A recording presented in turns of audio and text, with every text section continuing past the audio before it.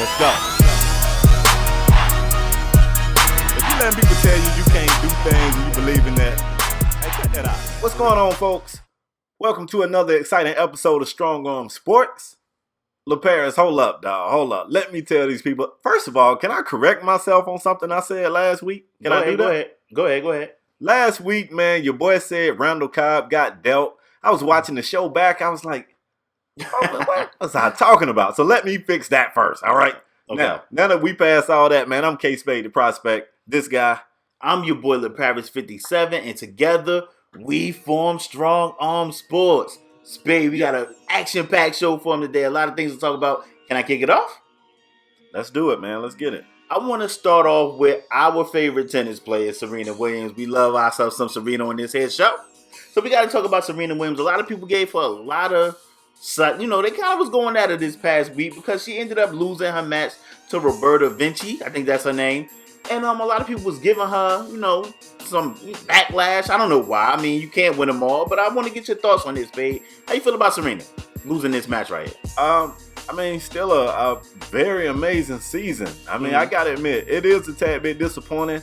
I'm going to tell you what I think. Of course, I don't know. I'm not in the head of Serena Williams, but Serena, to play the way she plays, a lot of it is in your psyche. You got to have the right mind frame going into it, and she's a warrior. She's a competitor. We've all seen it. Yeah. But something weird was happening with this. I was seeing commercials. I was watching YouTube, seeing commercials of her on YouTube, all over TV. Yeah. They were celebrating Serena as though she had already won it. They did. And I think at some point, maybe she let her guard down. Of course, she won't ever admit to you that she let her guard down. But I think at some point, she was in celebration mode. I think she had already won it. And I'm going to tell you, I'm going to go as far as to say something else that probably won't be popular. If Serena wasn't going to win it, why you had to beat the hell out your sister, Serena? Go ahead and take the fade to Venus and let Venus get another one. Good grief. Venus could have beat the chick. Venus would have destroyed Roberta. But I still think she had a pretty amazing season, man. What do you think? It's Serena. Like I said, you can't win them all. And sometimes, I agree with you 100%. Sometimes you play that, in college football, you play that little school, and you look past that little school, and that little school compete. You know what I mean? Because they playing with all heart. And I feel like Roberta Vinci was that little school, and she competed, and she ended up upsetting Serena Williams. And things like that, it happens, man. I remember Appalachian State beat Michigan at the Big House. Things like that happen all the time on any given Sunday, I guess you could say. Any given Sunday, any given Saturday. And, Serena, if you don't think Serena going to bounce back, you're crazy. Like I said, sometimes you just can't win them all. And, Serena took the L, man. But, people saying that, Serena, this solidifies why Serena isn't the greatest woman athlete, blah, blah. Man, y'all overreacting. Relax. It's one loss. Right. She didn't win. If you don't think she's going to come back and respond, then you're crazy. She'll be right back next year, beating the jakes off this girl and everybody else in in competitions, competing against those girls. She's going to be beating the jakes off them next year too, winning more championships. So Serena, we'll be watching you, Serena. You one of our favorites on this show. You need to tune in, but you one of our favorites on this show, man. And we rooting for you over here, man. For sure. All right, let's talk about losing for a minute. Losing's not easy, man. Yeah. And Serena took that loss like a champ. You've had the privilege of being in the party with me when I'm losing some games, and it ain't too pretty. You know what I'm saying? People always want to see me game live, and I tell them they don't really want to see that.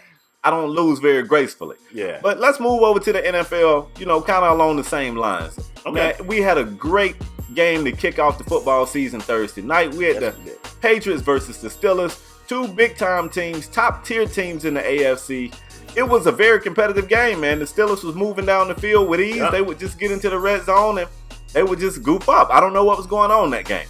But after the game, Coach Tomlin and some other guys from the Steelers was talking about the fact that the Steelers coaching staff was having issues with their headphones. Yeah.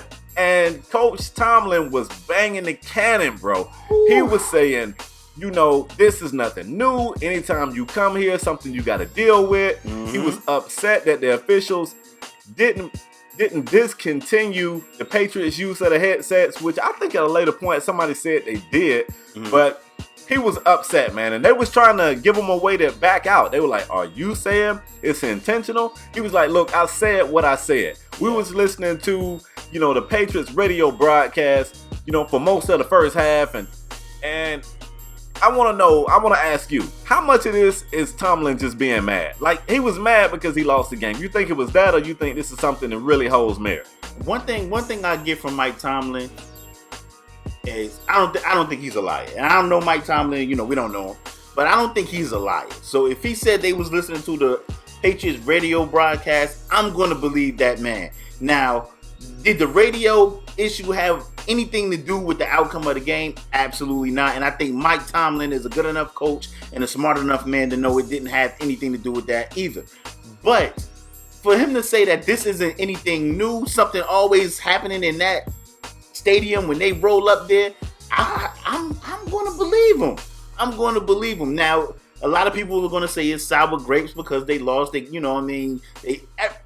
Look, the radio issue isn't going to help you stop Gronk. Gronk was motion out and he was wide open over there for a touchdown play. Wide open. Gronk went right up the seam. They was just lobbing it to him. Gronk with aggressive catch down, and it was a touchdown. Oh, yeah. But I think Mike Tomlin is smart enough to know that didn't have effect on the outcome of the game. But it is something that needs to be said, because if he always have an issue with equipment or something when he goes up there, something is fishy.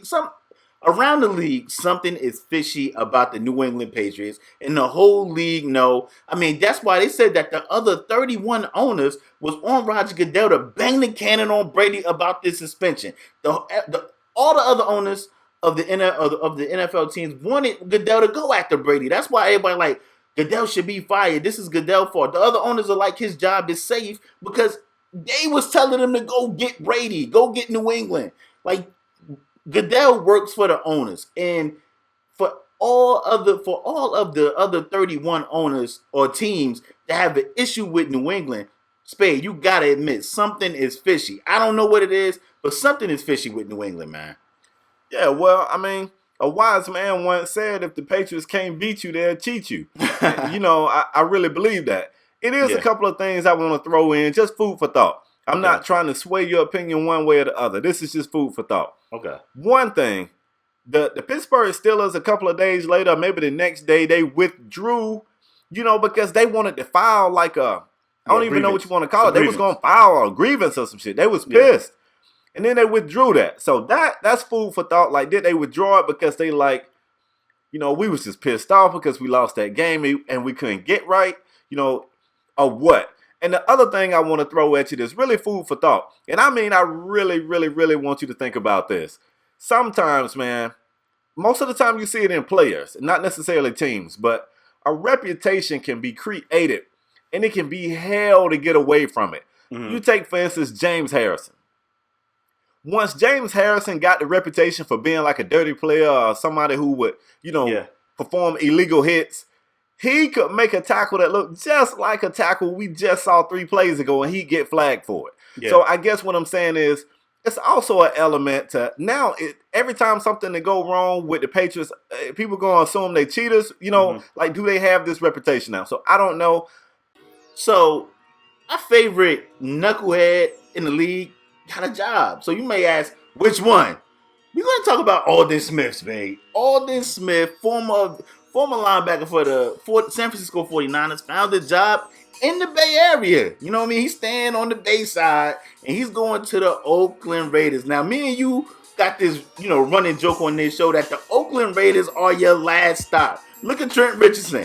You know what I'm saying? The Oakland Raiders are usually your last stop. Spade, how do you feel about Alden Smith signing a 1-year deal with the Oakland Raiders? I don't know, man. I mean, this deal right here could turn out to be what Alden Smith needs to get him back right. Apparently, some people feel like there's some veterans on that team that can kind of right the ship. Okay. I even heard Charles Woodson's name thrown around. I'm not really sure if that's true. It's some veterans over on San Francisco team. They couldn't get him to act right. Yeah. I think he's a tremendous talent. I would be concerned about a couple of things. One, his off-the-field issues, reoccurring off-the-field issues. And this dude is a habitual line stepper. You draw a line, Alden Smith will step over that line with both feet. Another thing, keep in mind, man, The Raiders got a new defensive scheme out there. So they're talking about playing Alden Smith and Khalil Mack at defensive end. Now, they could excel right there. And then again, who knows? Maybe they don't excel there. Only time tells. So I'm curious to see. And the Raiders aren't dummies, man. They signed this guy for 1 year, and they set his contract up very incentive-based. He's got a $1 million base salary. He's got some other things he could do. A couple of meals they'll throw in depending on his sacks. He could make up to $8 million this year. Or he could just bottom out and make $1 million. So if you want to go through the airport and say you got a bomb in your bag, you still going to make a cool meal this year. But the Raiders did not sign any long-term deals with this guy. I don't know, man. I kind of hope it works out for him because he is a tremendous talent. But he is a nutcase. You know what? Kudos to the Raiders because it's low risk, high reward. Because if he act up, they can just cut him. You know what I mean? So kudos to them. But if you think of if Alden Smith could get his mind right, it's a big if. It's a huge if. But if he can get his mind right, could you imagine Khalil Mack and Alden Smith coming from opposite ends of the field, rushing your QB? Man, Khalil Mack already proved last year that he's going to be the real deal, that he's a stud.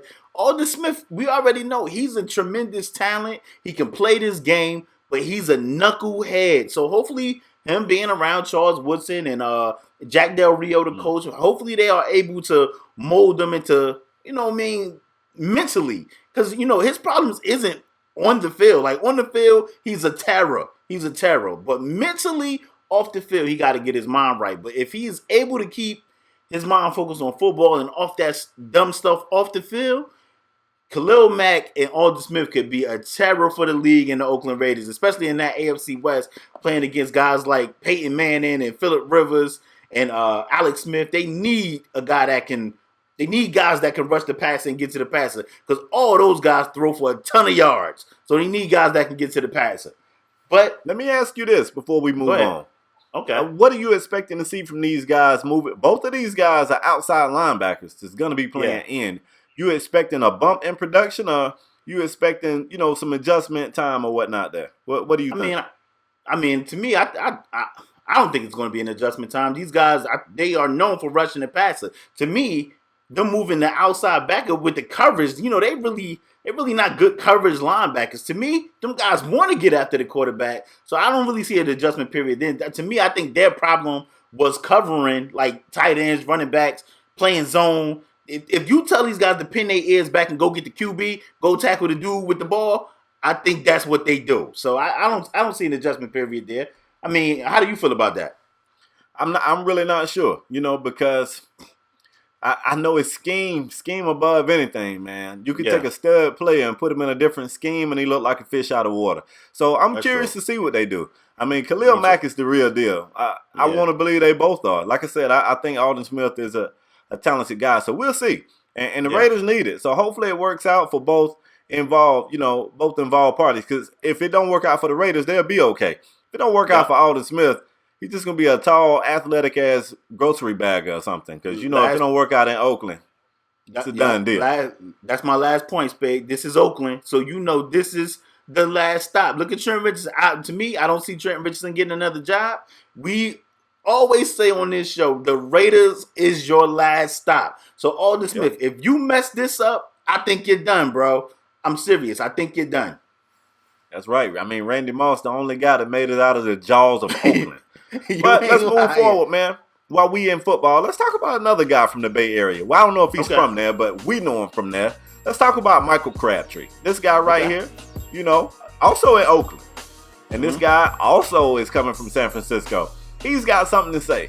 In a recent interview, Crabtree said that he's happy for a change of scenery. He want to be in a place with a quarterback that wants it as much as he does. Wait a minute. So, you know how it is, man. After a breakup, the girlfriend always got some bad stuff to say about the boyfriend. They can be dating for 2 or 3 years. You see them holding hands and everything. As soon as they break up, she gonna tell you he couldn't perform in the bed. He gonna say she was stupid. All kind of crazy stuff. So, you know, things are bad over in San Francisco. Do you think this is sour grapes with Crabtree? Or does he really have something? I mean, is this really an issue? You know what I'm saying? Is Cap really a guy that's holding back Michael Crabtree? Man, listen.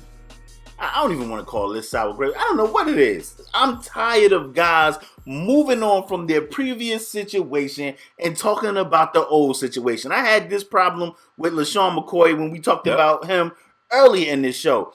Crabtree, you moved on from San Francisco. Why are you sending shots at Kaepernick? And to tell you the truth, Crabtree, you wasn't even the man in San Francisco. You wasn't that guy. It was Frank Gore and Vernon Davis. Those guys was the leaders of the offense. What are you talking about? I looked up Crabtree stats, man, because I was like, well, maybe I was giving Crabtree a hard time.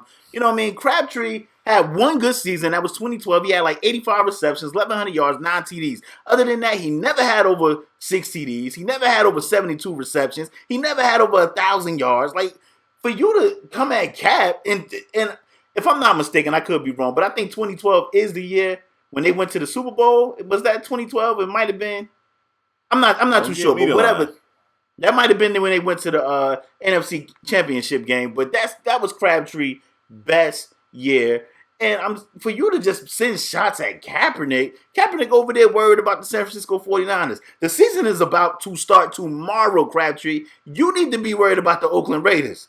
I'm going to tell you what, because you got Cincinnati coming in there, and Leon Hall and them are going to be ready for you because the whole league think you ain't it. Sherman got it. Sherman was getting in you, I mean, two games out of the year, and we ain't hear you say a peep. Now you leave, and now you want to talk. Come on, Crabtree, do better.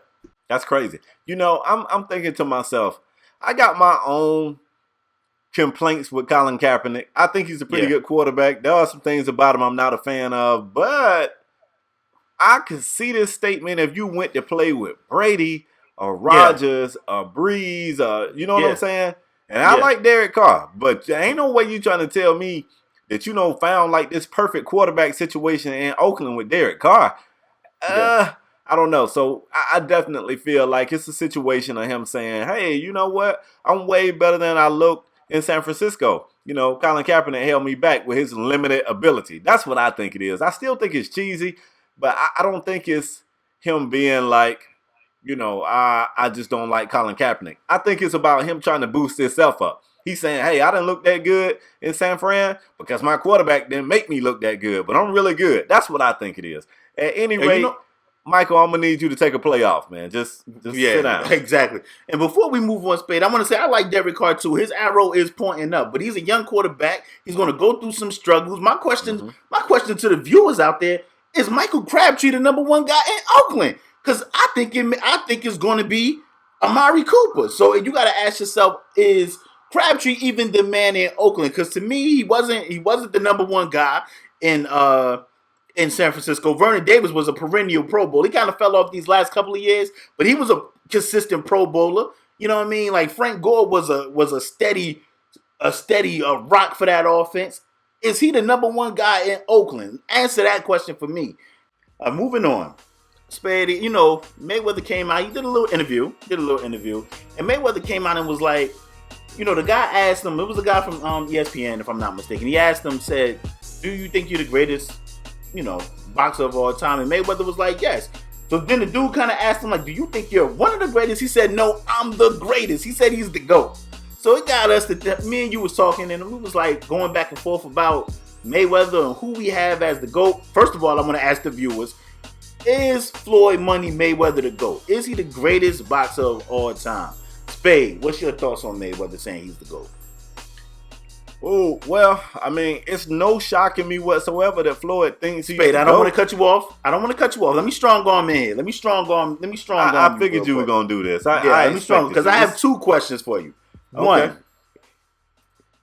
should Mayweather think he the GOAT? That's one. Two, do you think Mayweather's the GOAT? Let me ask you them two questions. Okay, should Mayweather think he's the GOAT? Yeah. Absolutely. Why not? I agree. He's 49-0. He's never been knocked out. He's never been knocked down. Everybody hates him. People pile in these.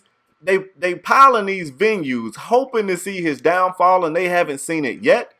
He's broke all sorts of records as far as earning revenue and pay-per-view numbers. Yes, he should think he's the GOAT. He absolutely should think that. Do I think he's the GOAT? Not necessarily.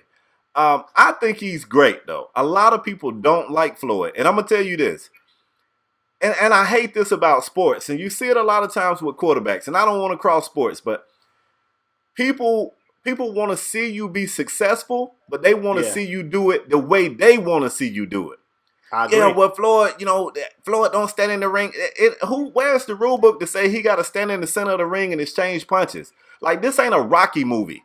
People ain't got to just sit here and bang on each other's head until one of them falls. It's not Rock'em Sock'em Robots. He has his own means, and he's damn good at it. And is he arrogant? Yes. Is he cocky? Yes. Do he go too far sometimes? Yes. But put all that aside, when you put him in the ring, the guy is surgical. He is smart. He's a very good defensive fighter, and I think he's one of the greats. Now, I'm old to some of y'all, but I'm not that old of a guy. Mid-30s ain't that old, so I ain't seen some of these guys. From what I've seen and looking at, highlights and film and whatnot, I would probably want to say that Muhammad Ali is the GOAT, but that's kind of been embedded in my head. Muhammad Ali lost. He lost fights. Now, of course, people going to say Muhammad Ali didn't duck nobody. Whoever wanted to fight, he would fight. That's what the old-timey guys are going to tell you. I don't know if that's necessarily the right strategy, but yeah, man, definitely Floyd is one of the greats. I can't call him the great. Not the greatest. What about you, though? And see, you kind of said what the guy said on ESPN, because he said you're the greatest defensive fighter of all time. Floyd said, no, I'm the greatest fighter of all time. See, Floyd don't want to be listed as the greatest defensive fighter of all time. He wanted to be listed as the greatest of all time. Should Floyd think he's the greatest? He should. Most athletes that are at the pinnacle of their career, they are at the top. They are at the top echelon talent-wise. They always think that. I'm guaranteeing if you ask Kobe, he'll say he the best. If you ask Jordan, he'll say he the best. If you ask Floyd, he's supposed to think he the best. You ask I still remember Derrick Rose saying he think he's the best point guard in the league. I'm trying to tell you, like that. When you are a top athlete, you should. Usain Bolt want to think he's the best athlete. I mean, look at our dude Braxton Miller. Spade. He said he's the best athlete in college football. Right? He should think that. Whether it's true or not, that we could argue that, but he should think that. So Floyd thinking he the best. Floyd thinking he the GOAT. He should think that. Now I'm kind of like you, same age bracket, kind of been embedded in my head that Muhammad Ali is the GOAT. I'm kind of the same way, but me growing up, I grew up in the Tyson era, and I figured if Tyson didn't go to jail and didn't have all those issues, Tyson could have been the greatest of all time. Now that's it's a guy. That's true, bro. It's a guy that was kind of before Muhammad Ali's name was Sugar Ray Robinson. I seen old clips of him. Like, I have family members that are boxing aficionados. They watch boxing, and they was telling me I need to watch this guy named Sugar Ray Robinson. And I mean, these dudes back in the day used to fight like 18 rounds, and I mean, they fought like every week. And to me, he's another guy that could be mentioned as the greatest of all time. But I guess by default, because it's been instilled in me that it's Muhammad Ali, I'm going to have to go with Muhammad Ali. I agree. And something is weird. I don't want to stretch this whole thing out, but it's always baffled me how some people can pull off confidence. Some people can pull off cocky. Yeah. And people take it as confidence, but others can't. Like, you can't possibly sit here and tell me you don't like Floyd because he's arrogant, but you like Muhammad Ali. Muhammad Ali talked that same shit that Floyd talked. Floyd basically copying Muhammad Ali with his trash talk. So I don't see how you can like one and not the other. I don't care what type of trash a man talk if he can back it up, which is why I'm not a huge, AB fan. I'm not a huge fan of Adrian Bronner. He talked that talk and get out there and catch the fade. But this man right here tell you, I'm the greatest, you ain't going to be able to hit me, blah, blah. And he go out there and put hands on you. Let me give you some numbers from the fight. Of course, this isn't official numbers, but these are numbers that we got. Now, this is Saturday night, so the fight just ended. Who knows what it's going to be after they start punching on the calculator. But get this right here. Berto, this is a guy who, Berto, he's no slouch. This guy only landed 83 punches the entire fight for 17%. 17% of his punches thrown. Yeah. That's crazy, man. And I hear people say, well, a quarterback is supposed to stand in the pocket. No, he's not. He's supposed to move up and down that field. I don't care if he stands here or over there. And I feel the same way about boxing. Yeah, I like to see a good slugfest too, but I can respect what Floyd does out there. Floyd the man, yo. I agree. Well, my last point too, Spade. What you just said is absolutely right. That he's copying Muhammad Ali. Boxing is a showman sport. Like they in the ring, they supposed to put on a show. All that trash talk, it just boosts up the fight. That's what it's for, man. Boxing is a showman sport. Is mano a mano. All that talking helps make the fight a greater experience. And I think boxing needs that. Just imagine if you didn't see Mike Tyson saying, Lennox Lewis, I'll eat your kids. And you know, when he said that, we was like, what? But like, shit. Yeah. You know what I mean? It helps with the fight. So boxing is a showman sport. And Floyd, guys like Floyd, Mike Tyson, Muhammad Ali, Sugar Ray Leonard, they got that. They understood that. But they still went out there and put in the work, man. All right, bro. Enough of this. Me and you getting along and agreeing on everything. I'm sick of that, man. So my next topic is definitely going to divide us. I want to talk about the Pick'em game. The Pick'em game from this week, of course, is NFL season. It's also college football season. Shout out to the Canes. Y'all see the hat. But the game that I chose for this week, man, the New York Giants versus the Dallas Cowboys. Tell me who you got in this game. You got New York, right? You already know who I got. You already know I'm going with my doomsday Dallas Cowboys, man. I'm going with my Dallas Cowboys, bro. You already know that. And you know what? I think if you're telling me to go with New York, I think you're going Dallas too. Are you going Dallas too? I mean, that game is in Dallas. So you going Dallas? Yeah, man. I mean, you know. What you mean? I thought you was a big Odell Beckham Jr. fan. What are you... Jason Pierre-Paul, remember? Like, what the heck? I'm just a fan of the whip. Nah, you thought it was Odell Beckham. I just like to dance. I'm just doing the whip. Oh, okay. But I like Dallas in this game as well. So we got to up the ante, man. We can't just be agreeing on everything. You want to give me how you want to do this? How you want to settle this, man? Well, we could do a score. You want to give me a score? All right, you first. I'm gonna go Dallas 32, Giants 21. 32? 32-21. Nah, bruh. What? I want to go... Check this out, right? I want to go Dallas 24-14. 24-14 you said? Or 21? 24. Okay. So whoever comes closer wins. Is that what we're doing? Right. Okay, that's cool. So that's cool. Basically me.